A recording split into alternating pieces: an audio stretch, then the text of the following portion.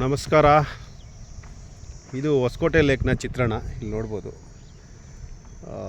ಮುಂಗಾರು ಕೈ ಕಟ್ಟಿರೋದ್ರಿಂದ ಇಲ್ಲಿ ಪೂರ್ತಿಯಾಗಿ ಡ್ರೈ ಆಗಿದೆ. ಸ್ವಲ್ಪ ಮಟ್ಟಿಗೆ ಒಂದು ನೀರಿನಾಂಶ ಸ್ವಲ್ಪ ಮಟ್ಟಿಗೆ ಮಾತ್ರ ಇದೆ.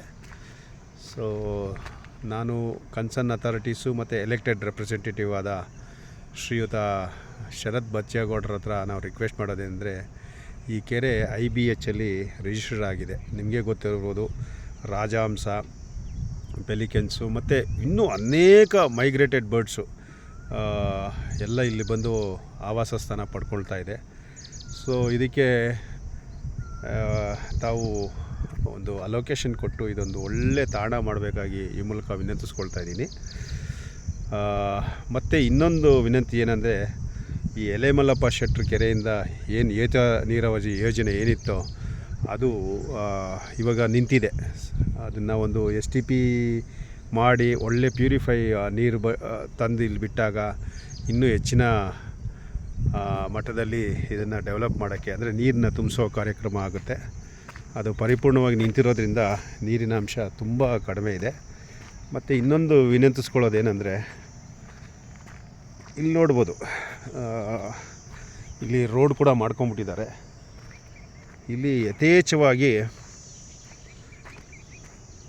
ಏನು ಗಾರ್ಬೇಜ್ ವೇಸ್ಟ್ ನೀರು ತಂದಾಕ್ತಾಯಿದ್ದಾರೆ. ಮೋಸ್ಟ್ಲಿ ಪ್ರೈವೇಟ್ ಅವರು ನನ್ನ ಮಟ್ಟಿಗೆ ಇಲ್ಲಿ ಗಾರ್ಬೇಜ್ ವೇಸ್ಟ್ ಹಾಕೋದೇ ಇರೋ ಥರ ಇದೆ. ಯಾವುದೋ ಗೋರ್ಮೆಂಟ್ ಏಜೆನ್ಸಿನೇ ಆಗ್ತಾ ಇರ್ಬೋದೇನೋ, ನನಗೆ ಒಂದು ಮೇಲ್ನೋಟಕ್ಕೆ ಗೊತ್ತಾಗ್ತಾ ಇದೆ, ಬಟ್ ನಾಟ್ ಶ್ಯೂರ್.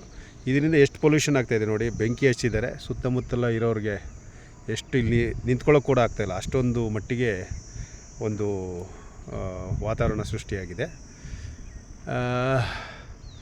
ಇದನ್ನು ತಡೆ ಹಿಡಿಬೇಕು. ಯಾಕಂದರೆ ಇಲ್ಲಿ ಇಲ್ಲಿಗಲಾಗಿ ರೋಡ್ ಮಾಡ್ಕೊಂಡಿದ್ದಾರೆ ಅನಿಸುತ್ತೆ, ನೋಡ್ಬೋದು. ಅದನ್ನು ಮುಚ್ಚೋ ಮೂಲಕಾಂತರ ಇದನ್ನು ಗಾರ್ಬೇಜನ್ನ ತಡೆ ಹಿಡಿಬೇಕು.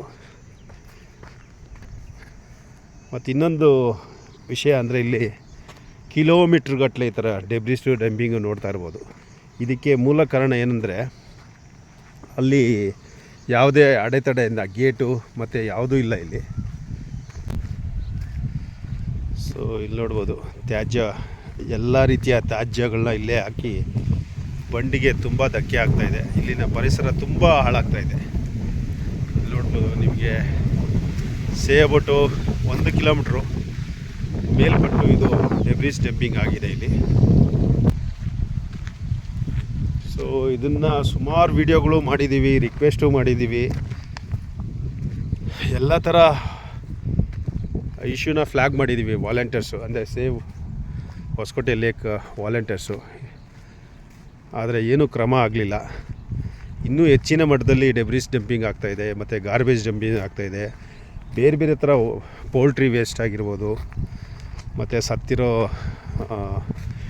ಏನು ಹಸು, ನಾಯಿ, ಕುರಿ, ಕೋಳಿಗಳು ಎಲ್ಲನೂ ಇಲ್ಲಿ ಇದಾಗ್ತಾಯಿದೆ. ಇದೊಂದು ಸ್ಮಾಲ್ ಚಿತ್ರಣ. ಇದು ನಡ್ಕೊಂಡು ಇಷ್ಟು ಮಾತ್ರ ಮಾಡೋಕ್ಕಾಯ್ತು.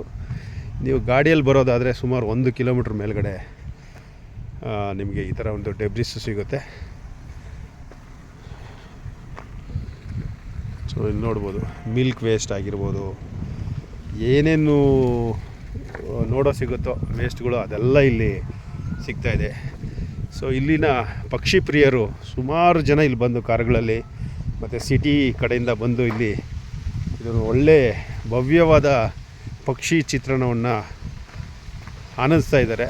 ಬಟ್ ಆದರೆ ಈ ಒಂದು ಡೆಬ್ರೀಸು ಮತ್ತು ನಾನು ಆವಾಗಲೇ ಹೇಳಿದಾಗೆ ಎಷ್ಟೊಂದು ಡಂಪಿಂಗ್ ಆಗ್ತಾಯಿದೆಯಲ್ಲ, ಅದರಿಂದ ಈ ಕೆರೆಯ ವಾತಾವರಣ ತುಂಬ ಹದಗೆಟ್ಟಿದೆ. ಸೊ ತಾವು ಆದಷ್ಟು ಬೇಗ ಇದಕ್ಕೇನೋ ಒಂದು ಶಾಶ್ವತ ಪರಿಹಾರ ಹುಡುಕೊಟ್ಟು ಅಲೋಕೇಶನ್ಸ್ ಕೊಟ್ಟರೆ ಈ ಒಂದು ಕೆರೆನ ಒಳ್ಳೆ ಅಭಿವೃದ್ಧಿಯತ್ತ ಕೊಂಡು ಪರಿಸರ ಉಳಿಸ್ಬೇಕಾಗಿ ತಮ್ಮಲ್ಲಿ ಮನವಿ.